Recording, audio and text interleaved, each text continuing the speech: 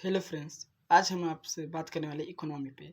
Economy के 3 प्रकार होते हैं: कैपिटल, कम्युनिस्ट और मिक्स इकोनॉमी।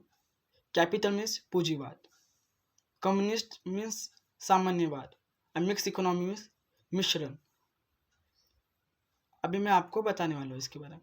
पूंजीवाद मतलब जहाँ पे सिर्फ अमीर लोग अधिक से अधिक अमीर होते हैं, जो अपने स्वार्थ का सोचते हैं। आपको उदाहरण में कुछ देशों का नाम बताता हूँ, आप ध्यान से गौर करोगे, ये देश बहुत विकसित है। इनका नाम है यूएसए, साउथ कोरिया, जर्मनी, ये सब देश है। आप ध्यान से इस देशों में जाओगे, ये देश बहुत विकसित है, यहाँ पे बहुत बड़े बड़े कंपनी है। ये कैपिटल विचारधारा सबसे सुंदर भी है, एक तौर से गलत भी है। इन देशों में जो इस देश के अमीर लोग होते हैं, नहीं तो बहुत ऊपर के लोग होते हैं, ये शोषण करते हैं मजदूरों का। ये गलत है।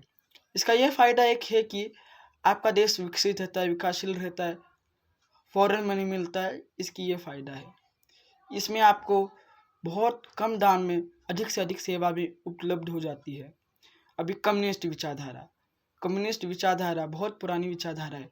1848 में कार्ल मार्क्स और फ्रैंकलिन इंक्री करके एक व्यक्ति थे, उन्होंने एक पुस्तक लिखा, दास कैपिटल।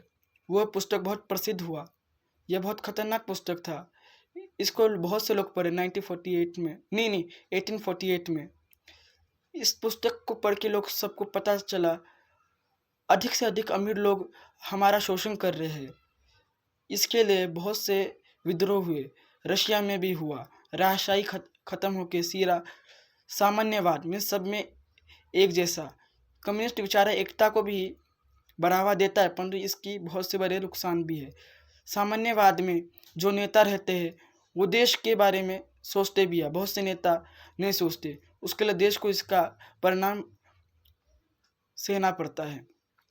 उदाहरण में मैं आपको बहुत से देशों का नाम दे सकता हूँ। रशिया, सोवियत रशिया का भी आपको उदाहरण दिया हो। अभी नॉर्थ कोरिया, वियतनाम, लाओस, ये सब देश कम्युनिस्ट विचारधारा के हैं। इन देशों में है ना, मजदूरों का शोषण नहीं किया जाता। ध्यान से देखा जाए, बहुत से देश इसमें विकासशील है, जैसे चाइना। अभी मैं आपको मिक्स इकोनॉमी, मिश्रण मीन्स दो चीज़ों को मिला के उसका मिश्रण होता है। इसमें भी ऐसा ही है। कैपिटल और कम्युनिस्ट मीन्स पूंजीवाद और सामान्यवाद दोनों। सामान्यवाद से हमें एकता का मिलता है और साथ साथ में पूंजीवाद से हमें पैसा का ज्ञान मिलता है, मतलब अमीरी।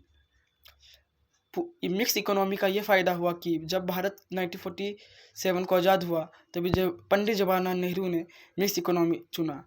इसका ये फ़ायदा हुआ कि हमारे देश में इंडस्ट्री, एग्रीकल्चर, पॉलिटिक सब कुछ व्यवस्थित तौर से चलने लगा। और वही जो बाजू के देश थे वो सब अव्यवस्थित थे, जैसे क्यूबा, ये सब देश।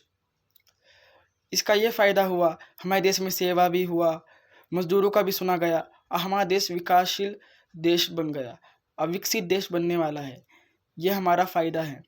उदाहरण में कुछ देशों का मैं नाम बता सकता हूँ: भारत, जापान, ऐसे ब्राज़ील, साउथ अफ्रीका। ये ऐसे देश है जो विकासशील देश है, जो मिक्स इकोनॉमी को समझते हैं। इसका फ़ायदा यह हुआ कि हमारा देश बहुत अधिक से अधिक तरक्की करने लगा। आज हमारे देश का जीडीपी 4 ट्रिलियन जीडीपी है। जय हिंद।